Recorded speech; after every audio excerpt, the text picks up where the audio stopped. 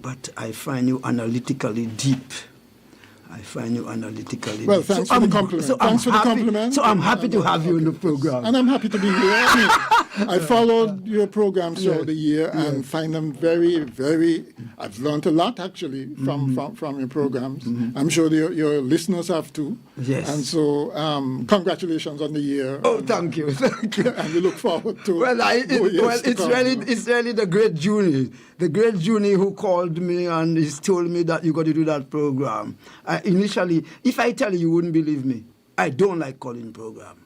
You know why I don't like calling program? I find it not educational enough. Well, and yes, I agree. They tend to be superficial. So I told Junie, I don't mind coming, but I want to do a program that has a lot of educational content. And so if you notice that I have kind of define it in a way like that. Okay, yes. Okay, yes. So I'm happy that you are here. Now we are talking about this world economy. Twice in the year, April and October, the IMF publish what they call the projection on the next 4 to 6 months. And they call it the World Economic Outlook. Now, this report I have not discussed for a long time because the issues have been very hot. In fact, next week I plan that I need to go back. It's a long time that we speak about what is happening in the world of trade, U.S. trade and U.S. immigration. Next week I want to do that. But let's talk about, just summarize what the report says. I pick up the data for 2024, 2025, and 2026. It says that the world economy in 2023 grew by 3.3. In 2025, it grew by 3.2, and it's expected by 2026 to be less robust, that it will grow by 3.1. So since then, they have done an update, and they said that the impact of protectionist policies, particularly the sweeping tariff from the U.S., is beginning to bite the world economy. So we expect the next publication in April to be more dismal. For the Caribbean, it says that for 2024, as a group, they grew. When you say the Caribbean, CARICOM countries, CARICOM countries. Yeah. That's not DR or the rest of them.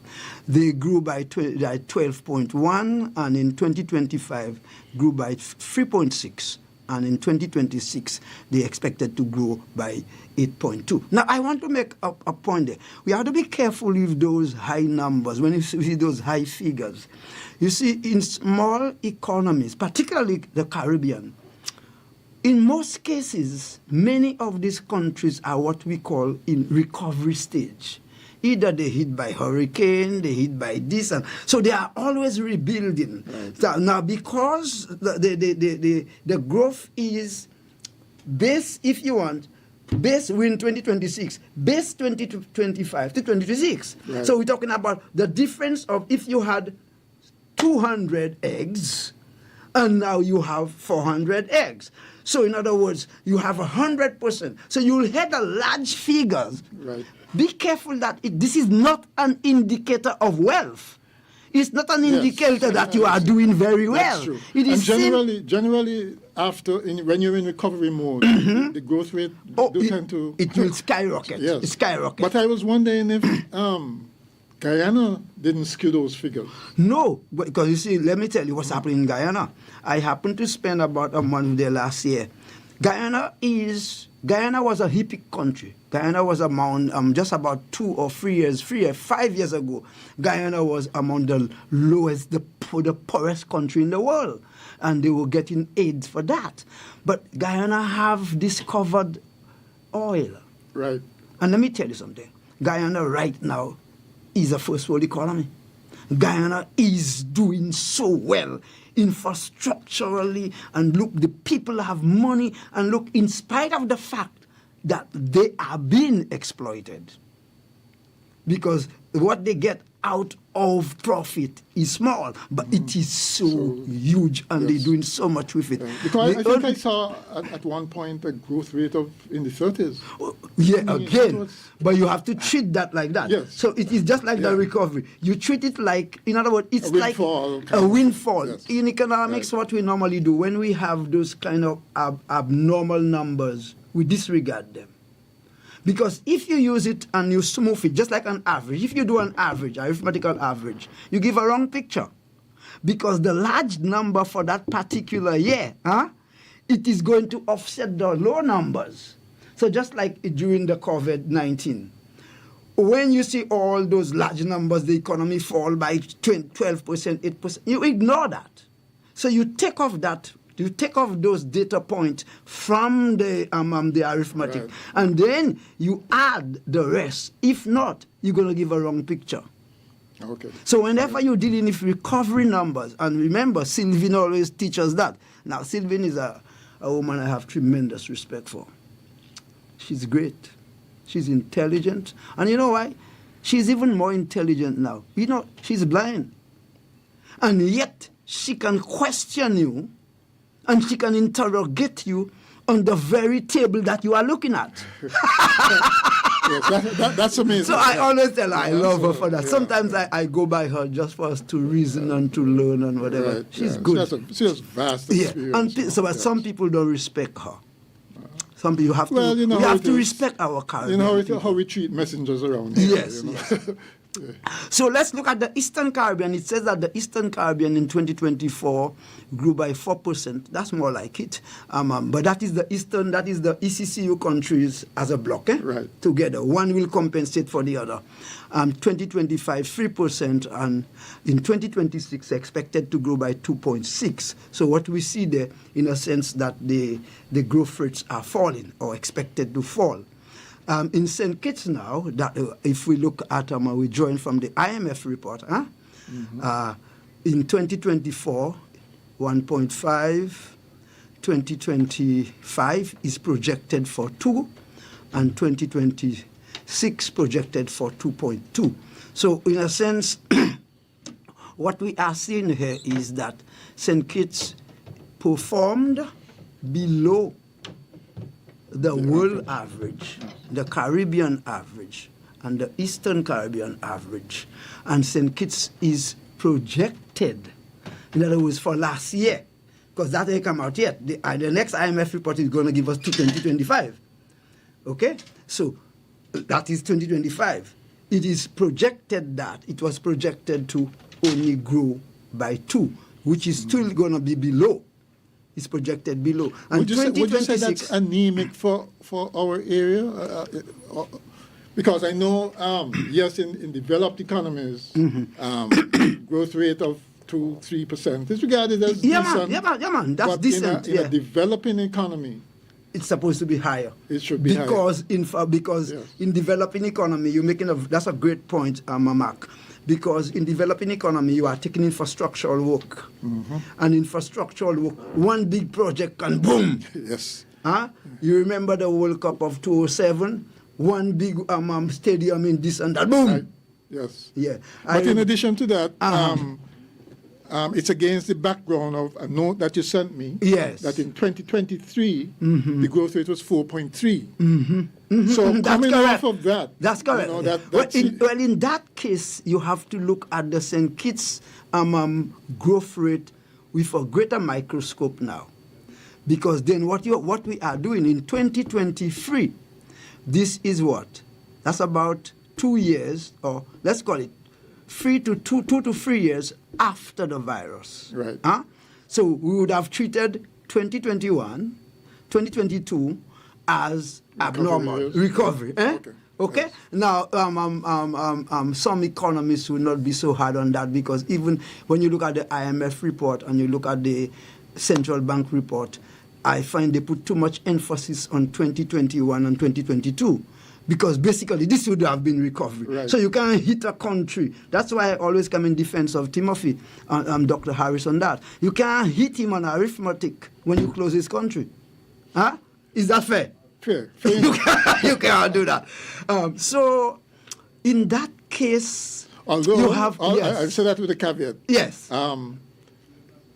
Just as you've noted, Yes. the other states, other countries, averages, whatever the recovery in those in that period, have to be looked at against the background of recovery in others, because you can say, well, how come St. Kitts Nevis didn't recover as fast as our neighbors, for instance, right? And that is the point. Exactly. Now, I like that. That is where I wanted to go. You're right. So in that case, we have to put the microscope more bluntly on St. Kitts. In other words, in 2023, it had moved and surpassed the level of the pre-COVID 2019. And not only that, it had jumped to perform. So in other words, in that year, Dr. Drew and them, whatever they had done to the economy, they had, in a sense, done it right to the extent that they were moving faster than the world economy. That's 2023. 2023, Right. yeah, 2023. Correct. But between 2023 and 2024, some things happen. Yes. Some bad policies or maybe neglect.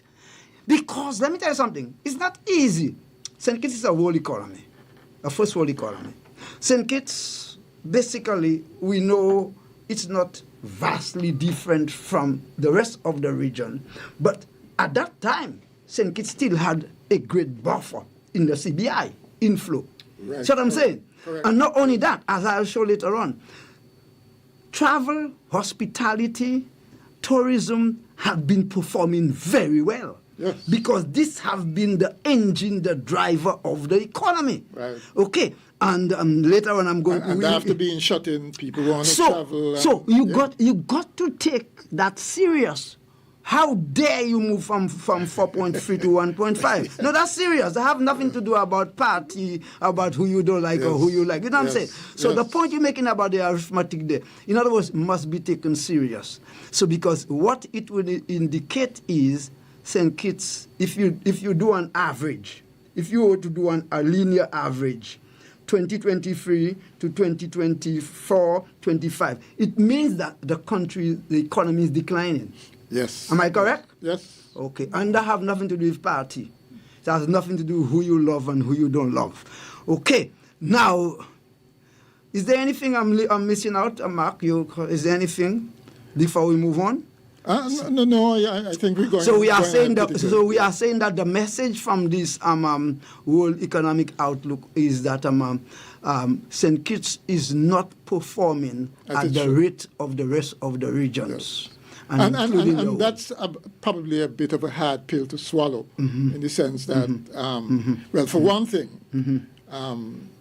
we've had frequent boasts of St. Kitts Nevis being the #1 economy in the OECS. And if you lose that leadership, somebody has to account for that. Yes. You know? Yes. But we'll go back to that. We'll go back to that at a certain time. But the point that we are making here. But however, there's a caveat, and it just came to my mind. We said it at the beginning. Growth rate does not indicate necessarily wealth. That's true, yes. Or level of living. Right. Or standard of living. So that doesn't mean that the rest of the Eastern Caribbean is better off than St. Kitts. Be careful with that. Yes, of course. St. Kitts is still better off than all of the rest of them. But it can give an indicator of a trend, doesn't Yeah. it? It's telling you, it's saying, watch out, boy. Right. You're doing well, but watch out. And the other thing is, which is why I think I asked you, to ask you about the GDP. I sent it to you. Yes, I don't have it. You can read it. I don't have it. I didn't bother to bring it. No, I don't. But I gave it for the independent countries. Yes. For the independent countries. You're right. You brought it. You sent it to me. But because the reason why I talked about. But hold on for me. Maybe I can access it now. Okay. Let me see if I can access it because I have it on my laptop. Okay. Let me see if I can access it.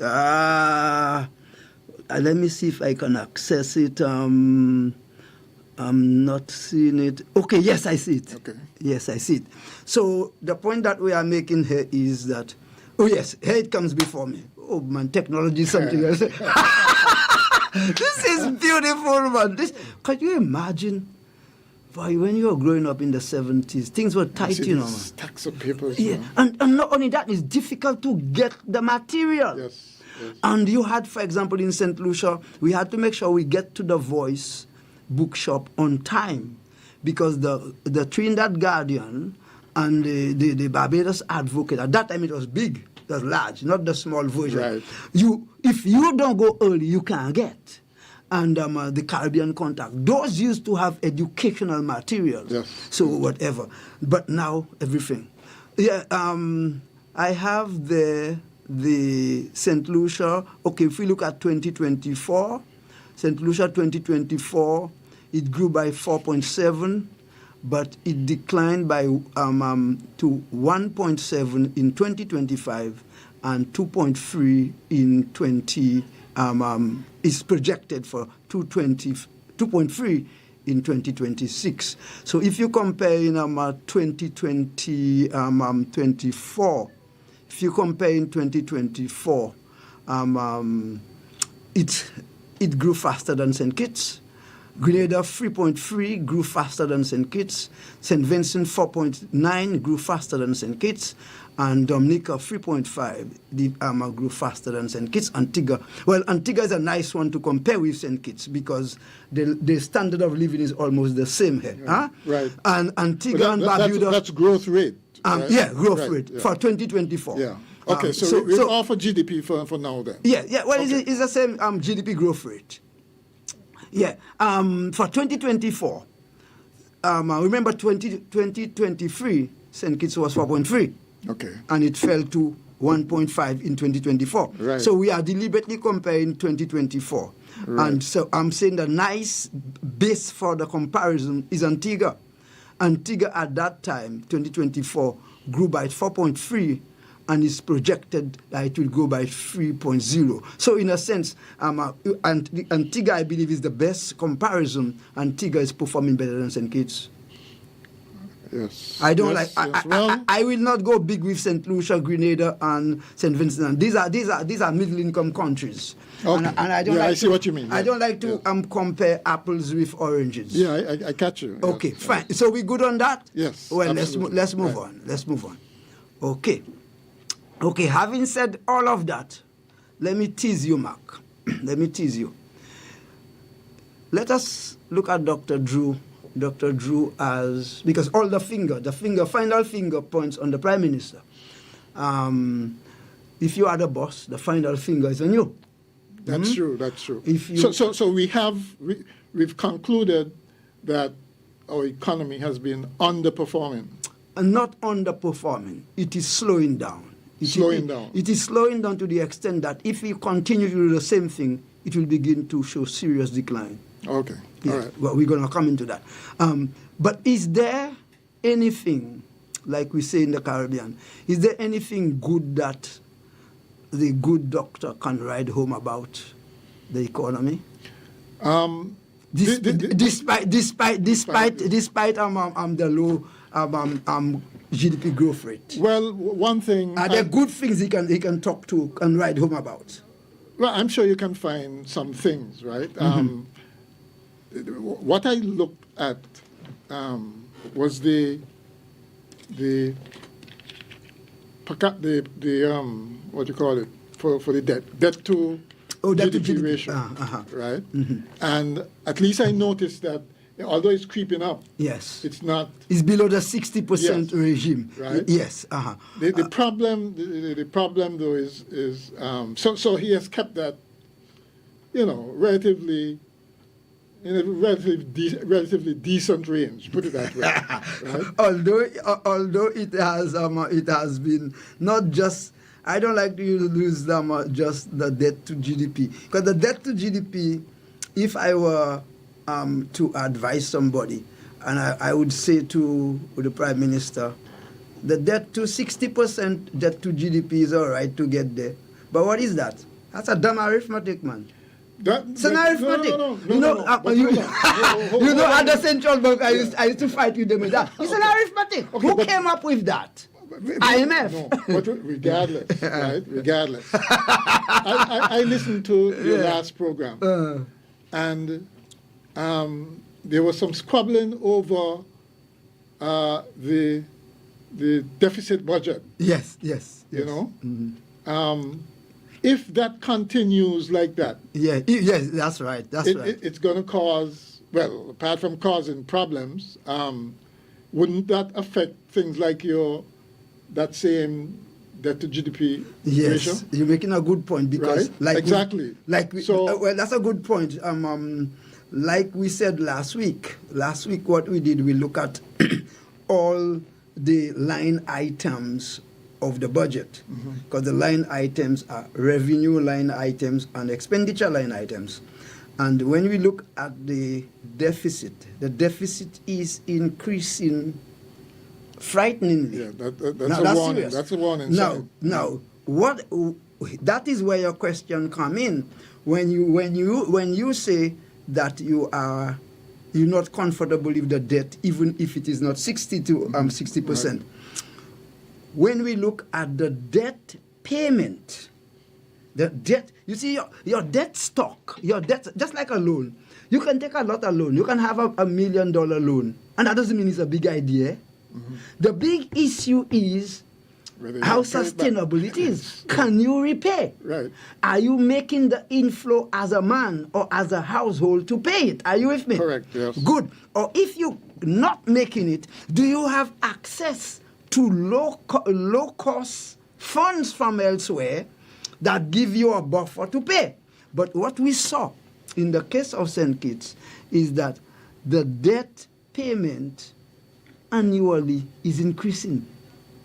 So in other words, the debt payment annually is increasing, but the frightening thing was that the savings in the commercial bank continue to fall. And IMF said they are afraid of it. The IMF raised the alarm. Yes, because you got to have something to back that debt. Exactly, just like a person. And the frightening thing is, well, you've been here quite some time. You know how creative we can get with economics and accounting. Yes. And do things like land for debt swap and wipe off debt. Well, I have tried to stay away from that. but that's a good point you're making. But the point that really, for the common man, for the average person in the house and the person to understand is, I normally say it as a person. And I thought last week we did that. After that, I'm going to move on. Think of yourself as a household. Peter, your house. A house is an economy. We call it the household economy. In other words, there is production, there's distribution, there's consumption, there is inflow and outflow. If you are in deficit, meaning that you are living above your income, meaning that you're making $1, but you live in $1.10 or $1.50 or $2. So you are in deficit. Now, if you are in deficit and it continues year 1, year 2, year 3, and your savings is your buffer, what you have at the bank, are you with me? Yep. But if you're beginning to dip into that, so much that in 2023, the amount that you have there was 20% of your GDP. By 2024, it goes down to 10. Yes. It means you're in serious trouble. And if at the same time, you are borrowing out there, am I right? Yep. For you to pay for operation, you begin to make me tremble. Oh yeah. Am I right? But why you say?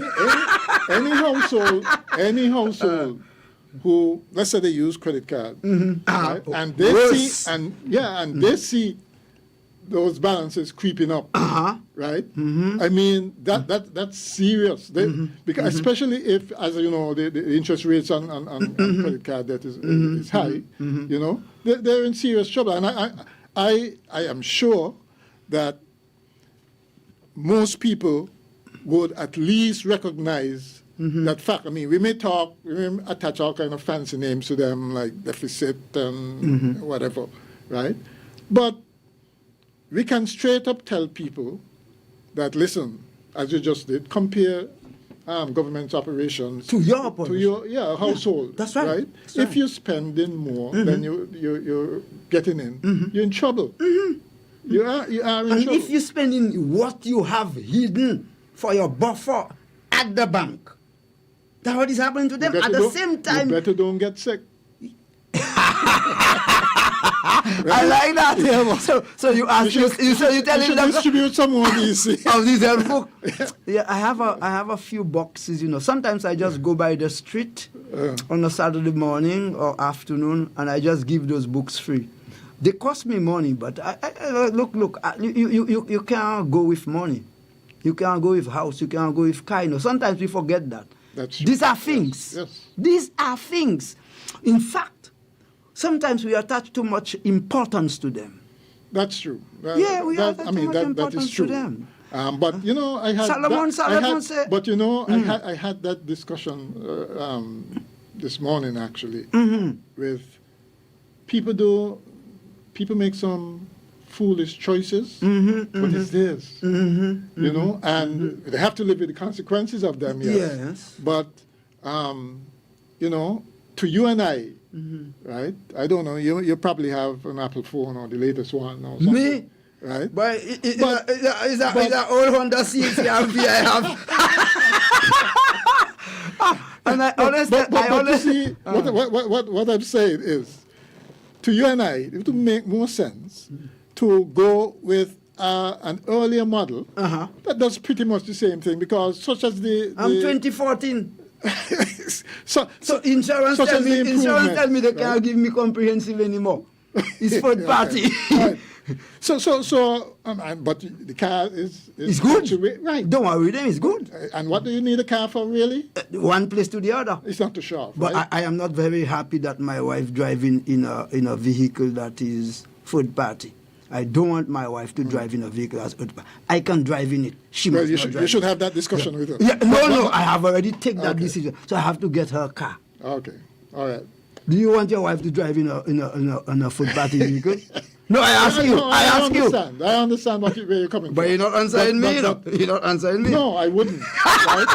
But I'm just joking. Yeah. But the point I'm making is to tell people that, hey man, cut back on this. Yeah, man, that's important. That's you're going the wrong direction. And that's the kind of education that we want to give. And that is yes.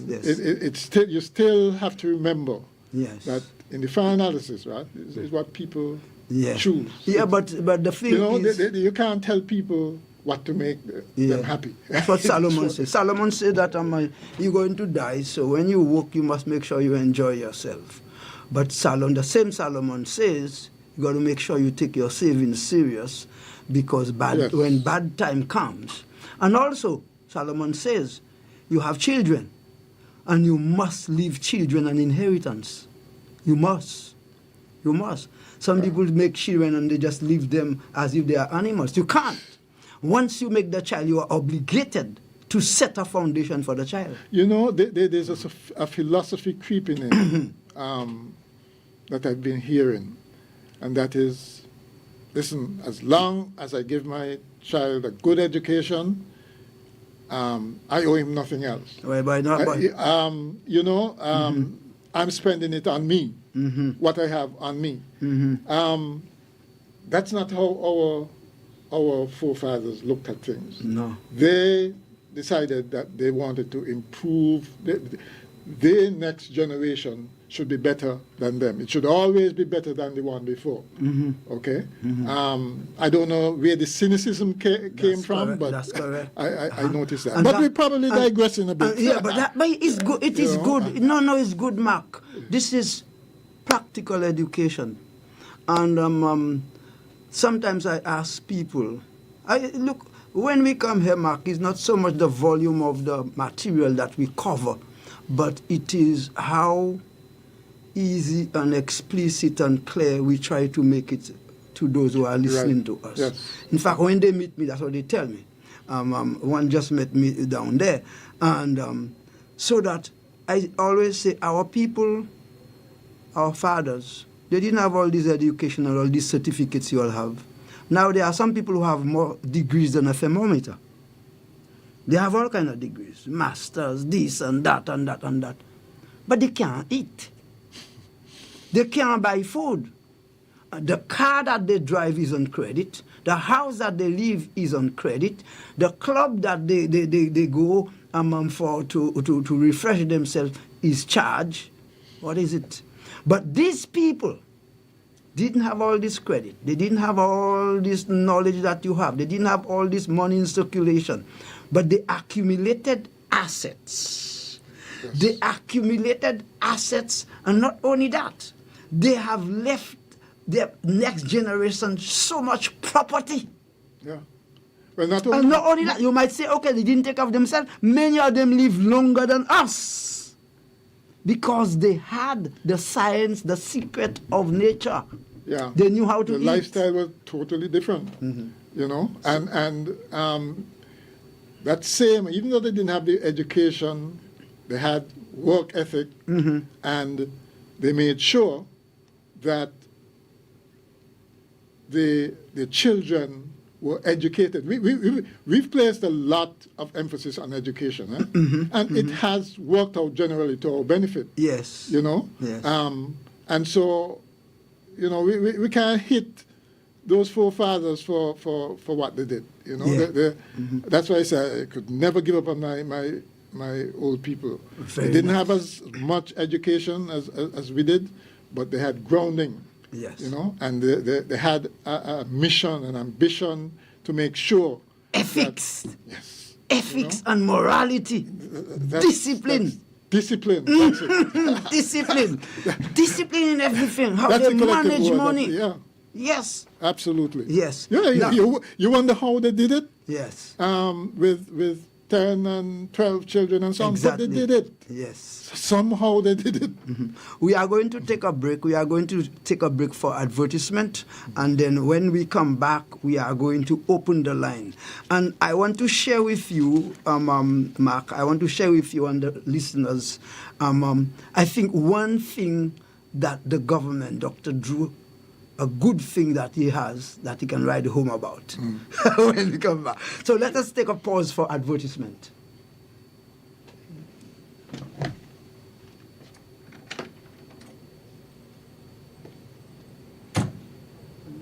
What is there? Okay, I guess we can just continue. Yeah. Oh, okay. Okay. You say. All right. So as we were saying, is we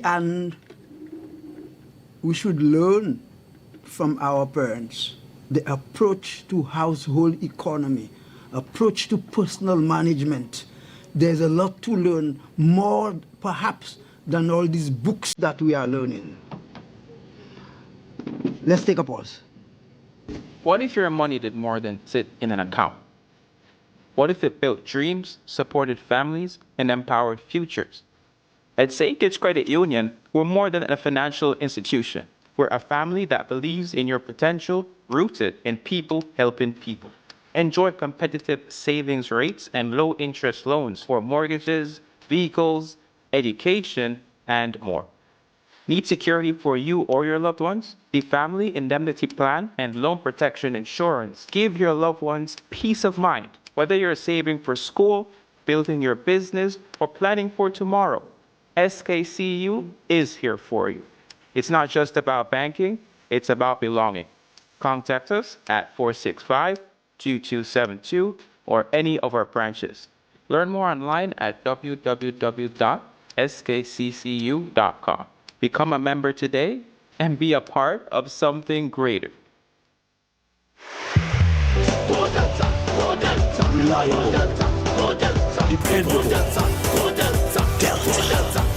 If you live here in St. Kitts and your tank on E, there's only one place that you should be. Maybe driving in Nevis and you need some fuel. Go straight to Delta. Don't be a fool. Get your cooking gas fast. All petroleum needs ULSD.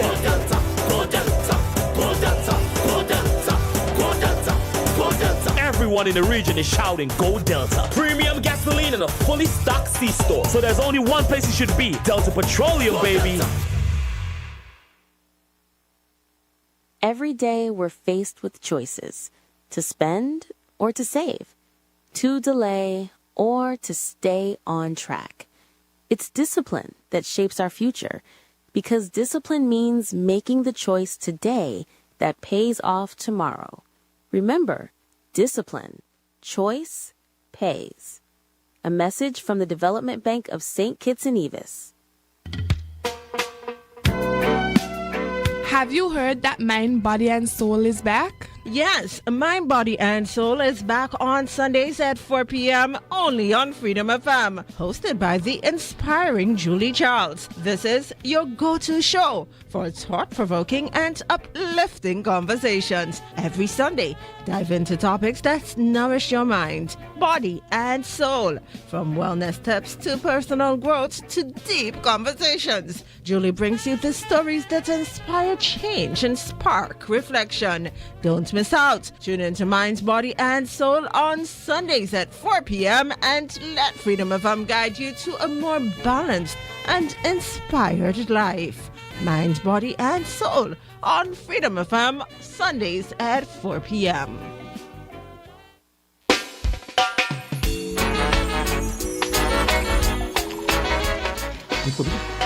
Good afternoon again. We are back on Issues and with Coach Adrian. This is your world-class radio at its best, Freedom FM 106.5.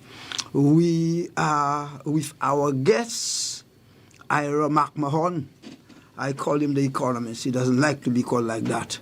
And we are discussing, if you want, the state of the local economy in the context of the report of the World Economic Outlook. We have done the comparison, the performance. Now we are about to discuss what are the good things that the government has to report on the economy.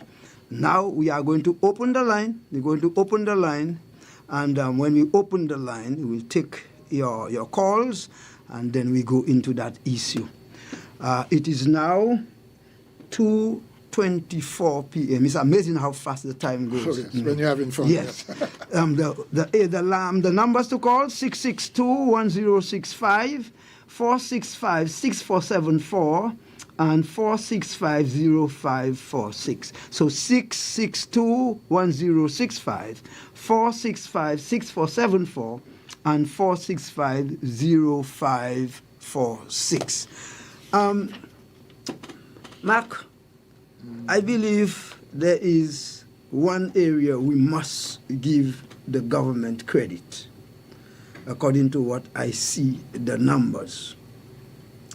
We have given them a lot of licks on how they manage the fiscal economy. All what we were talking about there is the fiscal, the deficit, right, the debt. We talk about the savings, what is happening to savings and this and that, what is happening to tax revenue and what. That is the fiscal, yes. And on the economic side, how they relate the fiscal policy to the economic side. It is, we must give them credit for the many attempts to grow the economy through consumer spending. Now, we have been accustomed to grow the economy through production. Yes. We like to see production. We like to see things happening. We like to see buildings go down. I normally say construction is the building of shells, and real estate is to adorn the shells and to sell them. And under Douglas, he did that. Mm-hmm. That is the UCBI, get the construction going and turning those shells into real estate and this and that. At the same time, other monies was coming in. Under Timothy, when the country was closed, and immediately after, he used government spending. Because there are three ways that you can. Y is equal to C plus I plus G. So consumption consumption is one of the areas that also grows the economy. In fact, in 2023, the economy in St. Kitts was piloted by two things: growth contribution to tourism, in particular, and consumption. Okay. Now, let's look at the things that the fiscal policies that... Actually, I'm learning something there, because normally, normally you would not think of consumer spending as a method of growing the economy, because consumer spending has to be backed by something that gives the consumers money to spend. Well, let me just think of that's a good point. It's a good point, but let's just think of an example. Consumption, we say in economics, destroy the fruits of production. Now, when we say consumption, we don't mean that just what you eat. Consumption economics means using up. Right. Anything that you use, that you use, whether it is you eat it or whatever. Now, let us take bread. Okay. So, Island Bakery, wheat flour comes from the U.S., goes to the mill in St. Vincent or Grenada. They make turn it into flour. Right. So we import the flour from Grenada or St. Vincent into Island Bakery. Island Bakery turn it into bread and cakes. Correct. Now, we go to Island Bakery, buy bread and cakes and this and that and that and that. What are we doing there? They produce it. We are destroying the production. We are eating it up. Right. So they must go and make back for tomorrow. Yeah. So in a sense, consumption spending spurs production. You get it? Yes, but my point was, okay, because you started somewhere. You started when the flour came from the wheat from America. Yeah. Flour. You take the flour from St. Vincent, right, or Grenada. Right. Yes. Right. We had to buy that flour. The people who are consuming had to get money from somewhere. Okay. If you look at that overall equation, no, it's not an equation. No, if you do it an equation, you'll have problem. It's a circular flow. It's a circular flow. In other words, the money and the production and the process is flowing. It is circular. We talked before about growth. In order to get that growth, right? Something, capital or whatever, have to go into that circle. Right? Very nice. I agree with you. That is where I was no, you'll be okay there. Let's take Island Bakery. Island Bakery will have, let us say, last year or last month, whatever it made, it got some working capital. Because remember, that is what the markup is all about. Your markup percentage is to cover your working capital and a little profit, whatever. Right. So this now is invested, is passed on. Now, where did the Island Bakery get the money? From the household, from the people who are buying bread. Okay, right. Are you with me? Yep. So in other words, the economy now is in what we call circulation. Right. Hold on. Understand the circulation part. Stay there. Hold on. So this, it's circular. Some part of this money now moves into St. Vincent. St. Vincent exchange it. We give them money. They exchange that for flour. The boats take it. They bring it here to St. Kitts. St. Kitts now, in Island Bakery, they are putting all their processes together and whatever, the inputs, and they turn it into breads and cakes and this and that. Right. Now, at the same time, remember, the economy never stands still.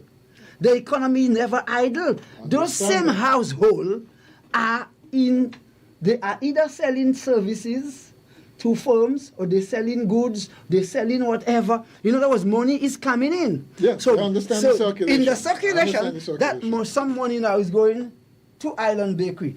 Now, as they eat the bread, they buy the bread and the cakes. Island Bakery's bread and cakes, the flour is finished. So they must get more. So what consumption here is doing for you now it is spurring production. Yes. And if it's post-production, no problem there it at all. means that the money is going around. No problem there. My difficulty was when you talk about circulation, in that way, right? It does not. It's just a closed system, and I'm saying growth have to come from, shall we say, excess somewhere. No, well, the growth. Remember what is your growth? The growth is the arithmetic difference, but let us say in dollar value, the arithmetic difference of what you have when you begin to what you have at the end. Right. So in other words, if let us take, for example, let's leave out the government, let's leave out even the household. Let's take Island Bakery. We are looking at what we call microeconomics. Look, Island Bakery. Island Bakery, what they call their profit or their gross profit, it is what they add to production. Right. Now, it means, therefore, Island Bakery is going to take that profit when it pays its tax and whatever. It is going to use part of that to buy more inputs, different places, maybe buy essence, so and so, so and so. So it is causing other circulation out there. So in a sense, one production process does not happen by itself. It is connected to a number of those that are happening forward and those happening backward. That's where the circulation comes in. So, okay, let me suggest something, please. Right? That this consumerism, this consumer spending. Yes, consumer spending. I can give you. Let me give you a little more detail here. It's driven by inputs from, because I thought that was where you were going. The fact that government has used things like CBI dividend, CBI inflows, social safety nets with actual cash stuff, to put into that circle to keep that circle going. Yes, and circulation to going. Put and to spur. For example, let's look, and you're right. One, what government is seeking to do, or what Dr. Drew and them have done, is to increase the disposable income of each individual and the household. Right. So, in other words, I give you more idle, quote unquote, idle money. So for you to spur. Right. Now, the idle money, and I saw there was a program I went and I checked all the quarterly data for savings, household savings and loans. And I discovered that over the last few years, that savings up to, in a certain category, that is up to, I think it was up to below 500,000, because the banks have it by cohorts. It increased. So which means that the disposable income, some were being saved, some used to pay their debts, some, of course, some will be consumed, and all kind of things like that. So it means that if even the disposable income that is saved in the banking system, what do?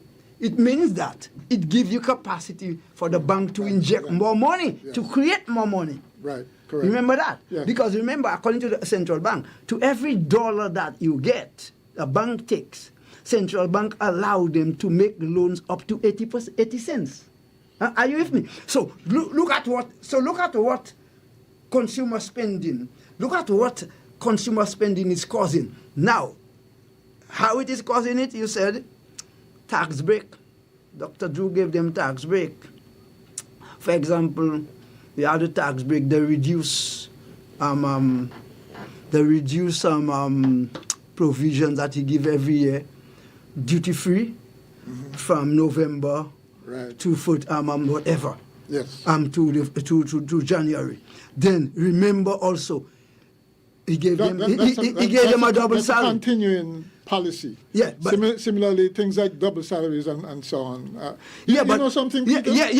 but hold on. But the impact Yes, of Whether course. it was done before or Yes, not, the of course. impact is Yes. what we're looking at. No question. So the impact. And I could add to that. Now, when we you could add to that the increase in minimum wage. Yes. You know, those kinds of things. Yes. So when you I like that idea that you give because them more disposable I am just income. looking at it here. I'm just looking at it here. Discounted VAT to 5% on the sale of vatable goods, December 12 and 20. The extra month pay to public servants, pensioners and step workers, yes. and the Christmas duty-free concession for the season. Right. Look, this is the tax break and the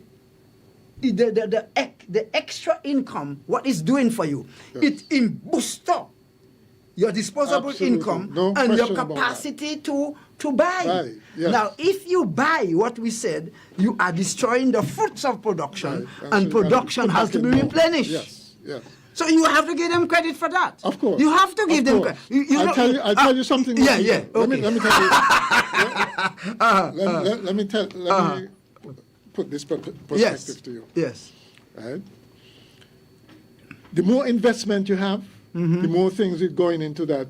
Now, when we say investment, sometimes we don't include savings. Savings in the yes, bank is an investment. absolutely, It's an yeah. investment product. Absolutely. And it is most cases one of the safest investment product. Yes. So yeah. because whenever we hear investment, we're thinking We of think, bonds and stocks yeah, and this right. and that and futures. Or people bringing in capital. Yes, Right? yes. Building factories or Yes, hotels. yeah, or yes, whatever. yeah. Right. But we ignoring. I've always made that point, He said, look, savings.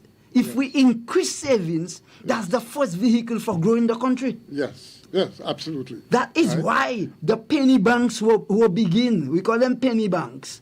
That's why the small banks will begin in all the region. Well, Yeah, but you're what making I was a going to point. say, though, is say your that, thing.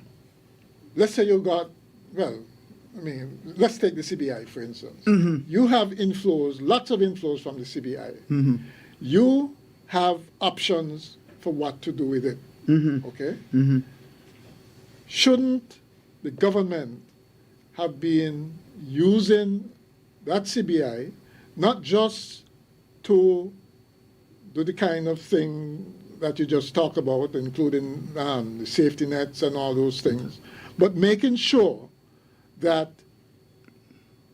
production, that whatever is that CBI is used for, or a portion of it at least, is used for something like, let's say, geothermal, that would itself bring... You mean like buying generators for Skelec? No. Yeah. Well, no. No, because you see, you got to be careful with doing those kinds of things, because what that do is just going to increase your operating costs going forward. You build a hospital, for instance, right? Yeah, of course it's needed, right? But you are also going to be, you build a smart hospital, you are going to be increasing things like maintenance costs, operating costs, and those kinds of things. I'm talking about something like geothermal having the underlying capacity to reduce our energy bills to the point where it becomes very attractive for people outside or inside to start new businesses. Yeah, nobody can. I mean, that's a marvelous point you're making there, Mark. Right? Nobody can go against that. I mean, because you see, Peter, the way I look at it, maybe it's a bit simplistic, but I don't consider myself the average. I would not say I'm the average person on the street. My lifestyle is very different, very frugal. no, you're a rich man. You can't be average. You're a rich man. Not even close. Right? But what I'm saying is, even though I would not consider myself average, I have noticed, because there was a time Yes. when I would buy things and not look at the cost, the price so much. And I'm talking basic stuff. And now I'm seeing myself doing it because, to me, right, people, the cost of stuff has been going up. I mean, I don't know what the inflation rate might be, but to me, the overall cost has been going up. Yeah, man. And what I'm saying, and what I'm saying, is that everybody has to eat. Yeah. Okay. And so that is something very basic that you can just sit back and say, well, from the lemons point of view, boy, things ain't going so hot because it's tougher for me to meet my family budget. Those kinds of things, right? And I'm saying that if you don't pay attention to that, you're going to be missing a huge point. That is why, for instance, people like Biden and now Trump following get in trouble when they try to tell people, hey, look at the numbers. They're great, right? But the numbers ain't great these days. Huh? The numbers ain't great but these quite days. apart from that. But what I'm saying is, in trying to find call it the silver lining and that kind of thing. Yeah. You tell people, these numbers are great. Look here. Look what we've done. You cannot feel somebody else's pain. I always say that. You can't feel somebody else's pain. And you can tell somebody, a breadwinner, all you want, but hey, everybody's doing fine. Look at the numbers, right? And he can be catching hell. I don't know what the percentages are, but the general consensus is that, sure, the top 1% or 10% or whatever it is, they're doing just fine. Things are great.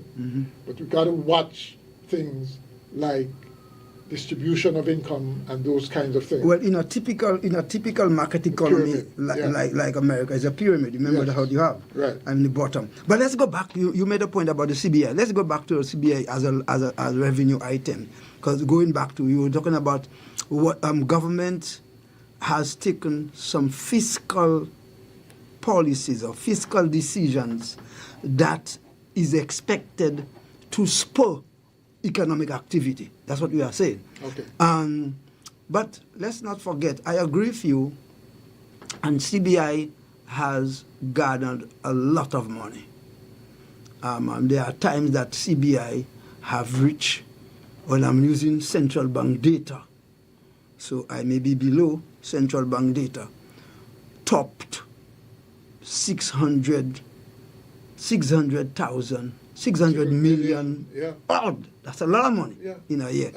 But you see, in the last, let me see, since Dr. Drew's government, I suppose, since Dr. Drew's government, because under Dr. Harris, they made a lot of money. Dr. Harris, they made a lot of money, but I do not know if it is Dr. Harris's shrewd management.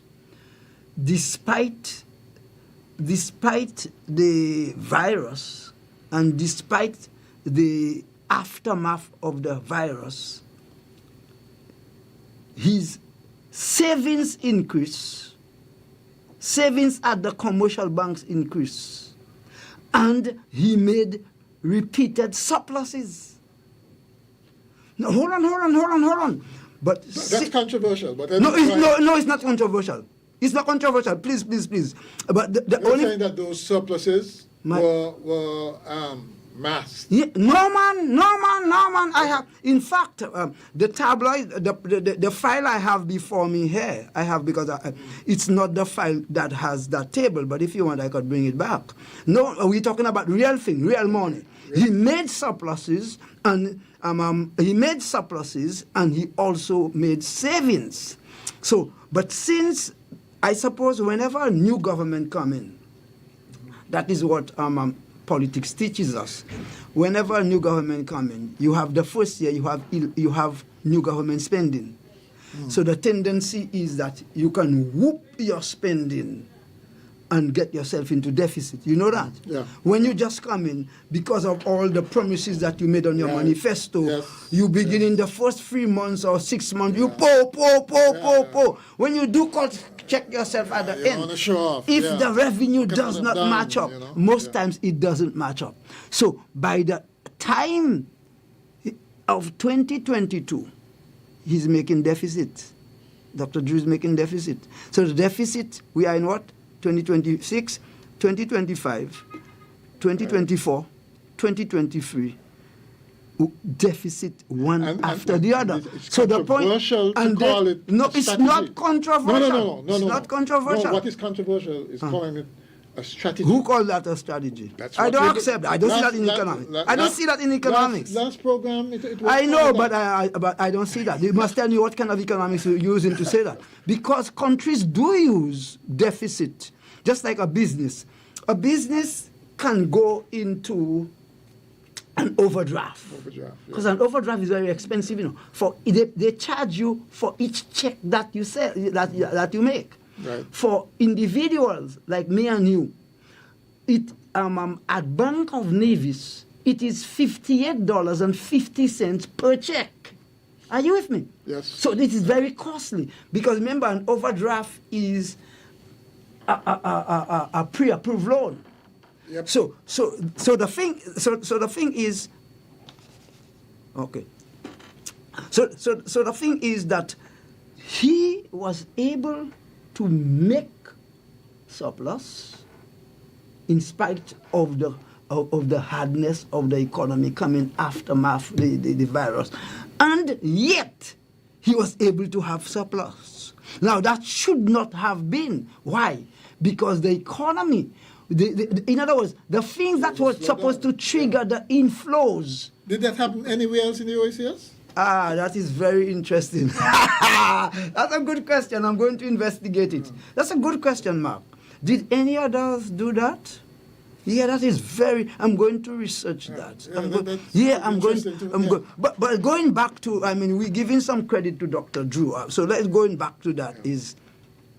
These fiscal policies would have spurred activity and circulation. And bear in mind that government payroll is about 43% of the workforce. So in other words, I'm telling you, when you sustainable. No, we're not talking about that. We're not talking about no, that. that's the fiscal. We're talking about economics. Okay. Economics. All right. We're not talking about the so just think. We separate the two though. But anyway, I know. But we have given them a lot of licks on the fiscal. Right. Okay. So we're doing the economics. Okay, let's go. Think of 43% of the workforce. How many households it represent? Mm-hmm. Are you with me? Yeah. It's a lot of households. Oh, yes. Now think of the number of people in a household. So in a sense, what we are talking about, the double salary increases the disposable income of the household significantly. Now, we all don't agree on the double salary. We're not in a position to do that. But we're not talking about whether they're in a position or not. What is the likely impact of that? Right. Now that the household can buy more, the household can pay bills, Yep. they can pay loans, Yes. they can pay this. You can't ignore that. Because one of the things that is typical and characteristic of the Dr. Drew's government is that transfer. We call it economics transfer. The subsidies, the this and the that and the different programs, whether it is STEP or Aspire, name them. Huh? At one time, the wallet boost and whatever. This, in a sense, what it does is to give you money for spending, Right. or not just spending, because the spending may be paying your debt. Are you with me? Yep. Of course, we know some of that, a lot of that is going to go out through the balance of payment, through the leakage, because our import content is very high. Right. Okay, but here is how I'm going to what I'm going to say to you. It seems to me there would be four kind of constraints that would kind of mitigate against the kind of impact you may get from those fiscal policy. That is, one, we cannot control prices that come from overseas. Right. So we know that a large part of our inflation is imported. Yes. So we agree on that. Now, we know very well we cannot control the high markups of the businesses. And we see the prices galloping every week. You go to supermarkets, and if you don't have a good hat, you're going to run. can't you offer incentives for them to Incentive like what? Huh? Like what? Tax breaks? Tax break like what? Now, I'm happy to say, what do you say tax break? What? Government will pay RAMs and value mat to what? No, they're not paying them. They reduce. What taxes do they pay now? You mean? Suppose you cut it by 5%. You think that will change their markup? You don't think These so? people are vultures. They are vultures. Let me tell you. So you're saying that wouldn't... You No, don't think because, would change the markup? Look, the argument will be simply that, or the argument they can bring to you, Mark, is simply that. Given what is happening with taxes on imports, and a large percentage of your imports are coming from America, it means, therefore, you expect their price at which they buy to increase erratically. Right. And also it's going to impact on shipping costs and handling. Yes. So even if government were to buffer them, they can always tell the government, your buffer just not enough. No, let's be serious about it. Even if you buffer, let us say, government say, I'm giving you, for bringing this tin of orange, the can of orange that you sell for. No, let's use milk. Let's use something a staple. Okay, milk. Right. And milk. Say, if you're selling it for $12, I don't know. I don't buy milk. $12. I'm going to.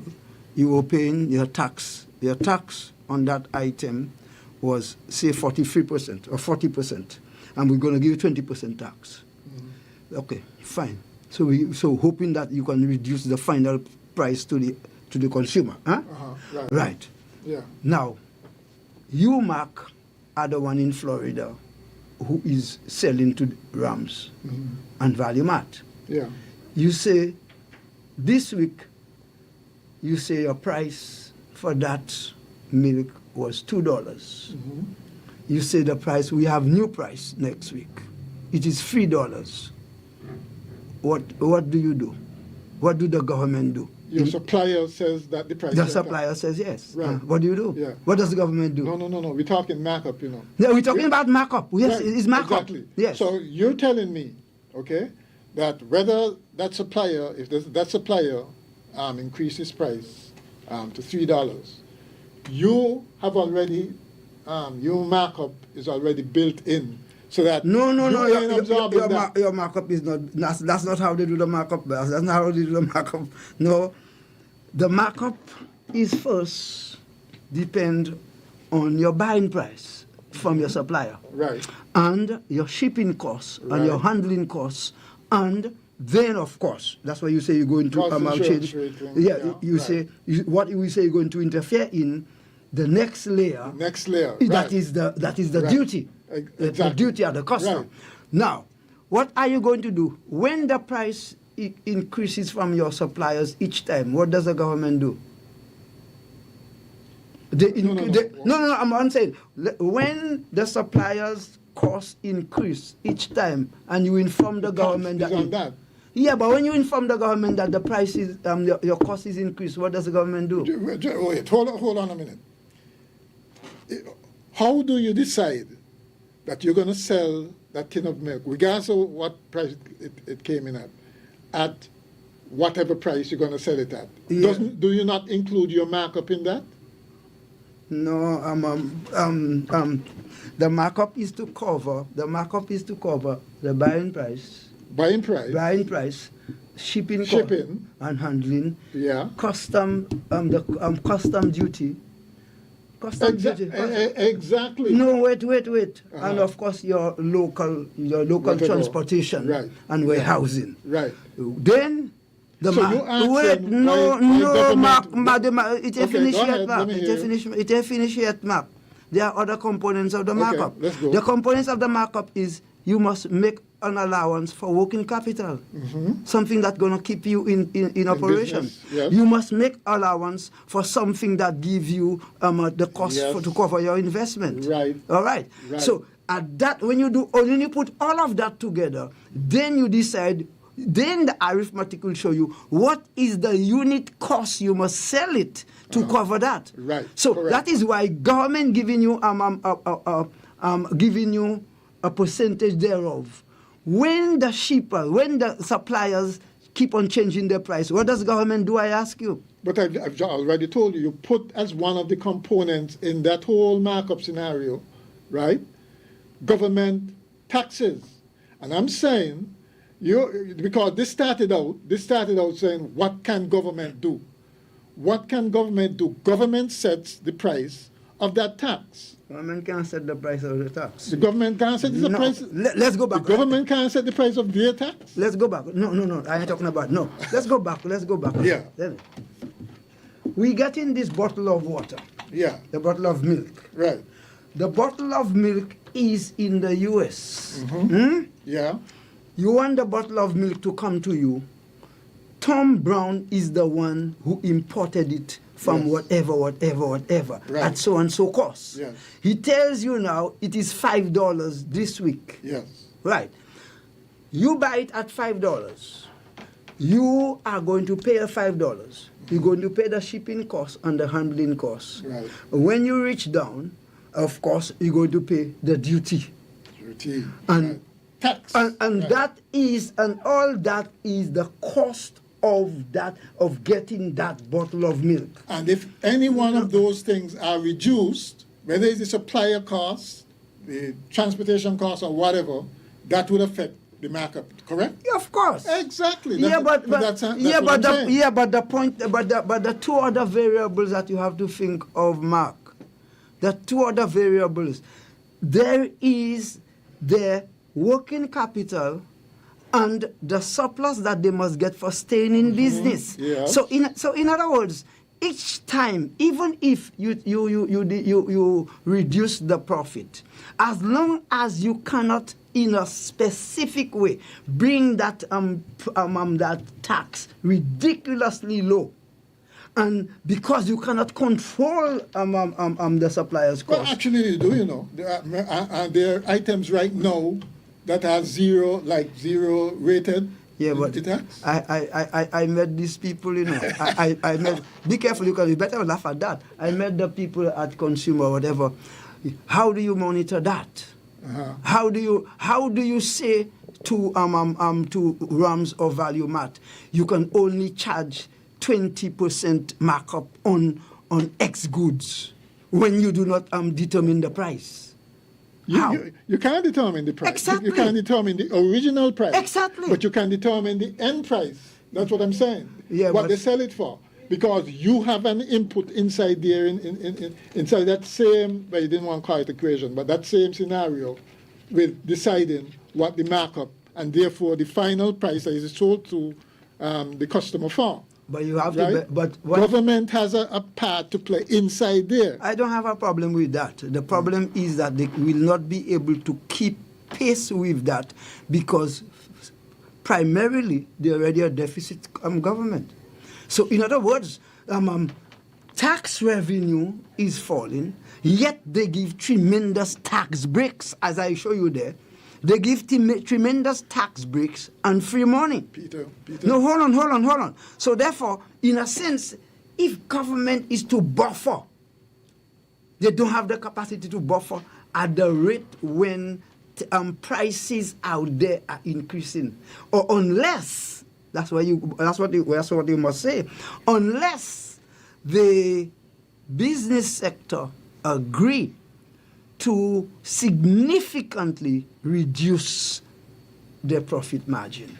Peter, what I'm saying, you remember you quoted a figure there that government employs 43% of the workforce, right? There is, I know that it's tough medicine, but if we don't take it, the IMF going to force it on us. IMF does not force anything on any government. No, I'm telling you. If the government want the money, they can. Government don't have to get any money from IMF. No, they don't. IMF can't force government to do anything. government, I don't want to take decision as to how they handle their... Right. The point I'm making, yes. the point I'm making, Peter, right? Government can do a lot to control their spending. Okay. When you say this, you see, we said that we were emphasizing the economy. You're going back to fiscal. I don't want to go back to fiscal. No. But you were saying that government cannot impact these things by lowering the taxes. No, I don't say it would have to be a ridiculous amount. I don't say they cannot. So, I said two things. One, they don't have the space for them to reduce tax further. They're already in deficit. They already have revenue falling down. They don't have the space. Secondly, I say at the speed and the erratic way in which supplier price is increasing, government can't keep pace in cushioning that. You see, that's a hard sell to a consumer, to be quite honest. I'm being serious. So you mean the government? The average. I'm just looking at the real politics of the thing. You cannot tell a consumer faced with increasing prices that the government can't do anything. I didn't say the government can't do anything. Right. I didn't say that. I didn't say, but look, how could I say government can't do anything when government give them VAT-free day and all kind of stuff like that? That's what they are doing. When they give them increased disposable income.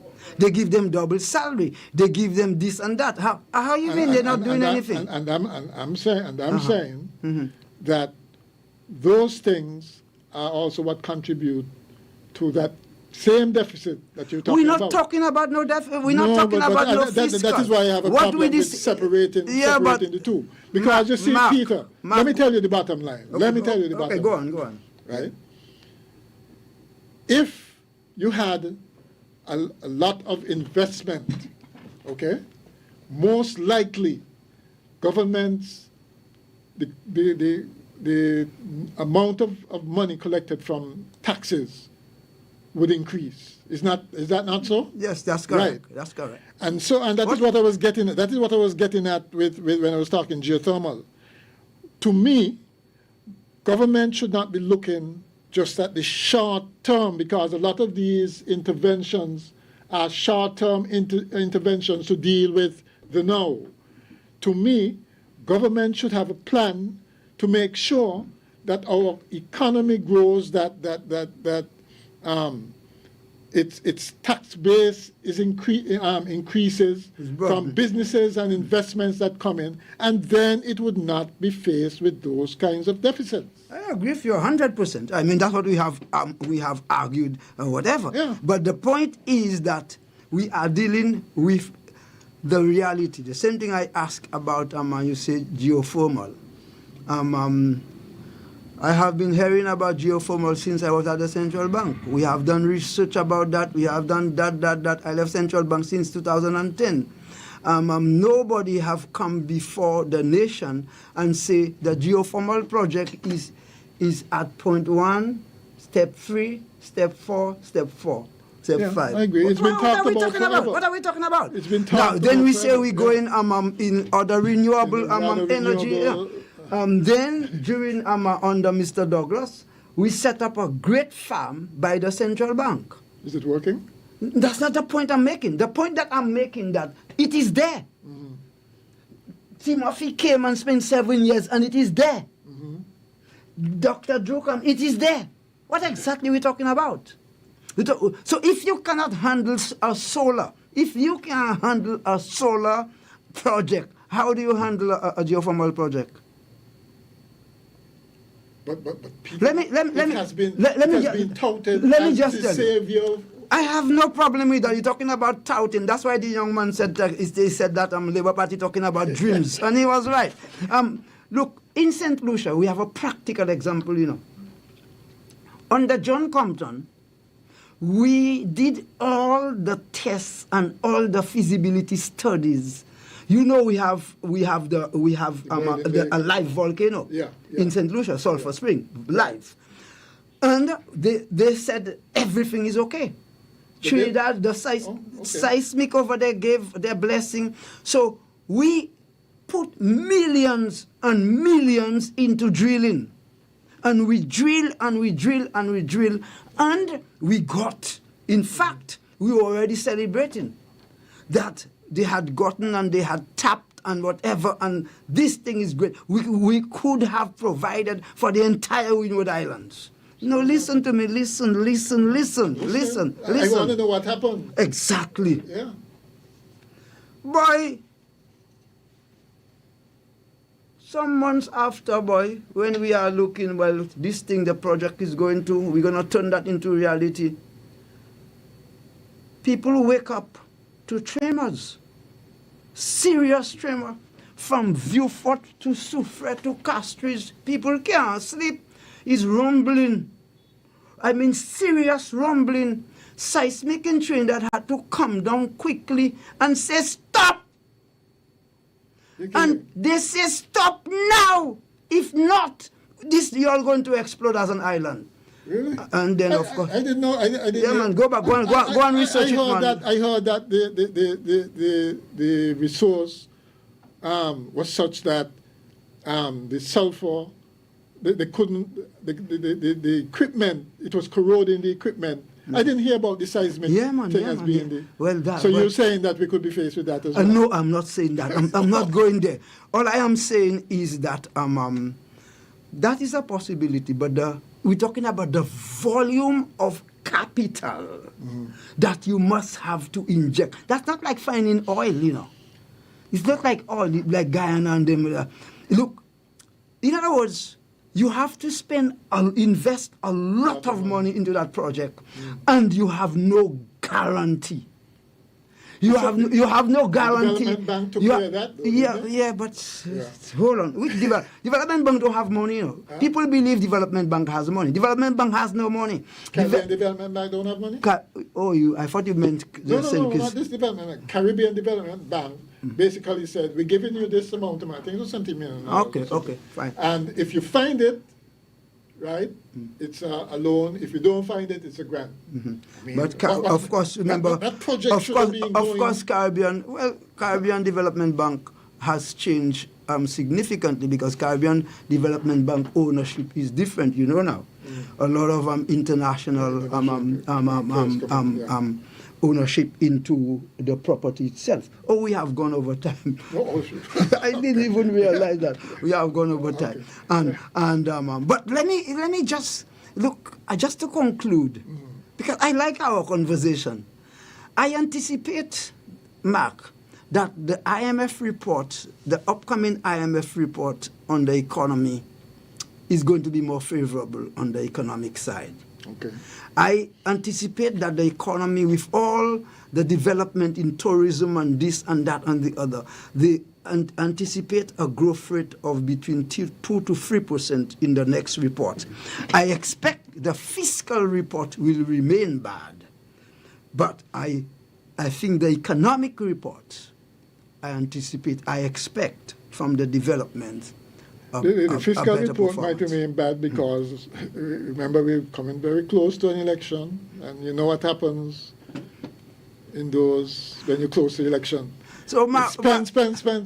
I didn't know we had passed time. Give us a final thing. We did not even go halfway, but it's good. It's okay. But at least, it's okay. I like it. That's great. Give us a closing. My main thing is, as I said, right, to listeners out there, I'm sure that there are a lot of listeners out there who are saying, how does this impact me? You cannot feel somebody else's pain, and your economic policies should be such that it helps to reduce that pain. Yes. Right? In the short term. But that long term, right? You should be, especially since we always bandy this word about sustainability, okay? We should make sure that our policies are such that attract the kind of investment and so on that promote growth. And I'm using growth here, not in the sense, maybe the Prime Minister took it literally and said increase the population. I don't think we should be going for growth, to that kind of growth. I feel that we have our own little space down here. try to aim for a better quality of life first. When you get better quality of life, all the other kinds of growth that you talk about is going to come. Yes. Right? Yes. And so that, I think, should be focused, the long-term economic policy, to make sure that we really do have a sustainable state, and one that, not Dubai or one of those places, a place that we can live comfortable and good quality of life, good health care, good education, right? And no, I'm serious, right? I mean, use smart migration, right? And make sure that we can live right in this world outside there that is very hostile. Yeah. It's very hostile, okay, and seems to be getting even worse. Okay. We got to be making sure that we do the things, and there are things we can do. It's not, everything don't have to be imposed on us. There are things that we can do. We can do things like, yes, I mean, it's going to another area now of governance and so on, that make things... But then you would have to have a development plan. Of course. Yeah, but the government doesn't have a development plan since Douglas. Get behind them to have it. Which, who? You mean me get behind them? We got flow, we got experience. Okay. Get behind them. I mean, you have to have this. And that development plan must include, must not just be a government development plan. People, you got to be accountable. That's right. Multi-sector. You know, it absolutely has to be included. We have past time, Mark. Yeah. We want to thank you. We had the economist with us. Yeah, we had fun. And we enjoy ourselves. And the thing is that we emphasize not so much the fiscal of the government. We know that is bad. But we have a serious anticipation that the fiscal decisions will have a positive effect on, if you want, consumer spending. And my expectation is that the next report will show a greater growth rate for the country. I want to thank you for listening. I want to thank you, Mark, and I'm very happy that you came. I hope you'll come again. Will you come? Sure, of course. Okay. You can buy me with another. You want another one for a friend? No, it's okay. Okay. That's fine, yeah. Until next week, when we will take a look at the U.S. immigration policy again and how they impacting on the Caribbean. It was very nice having you. Bye-bye. Well, thank you, Mark.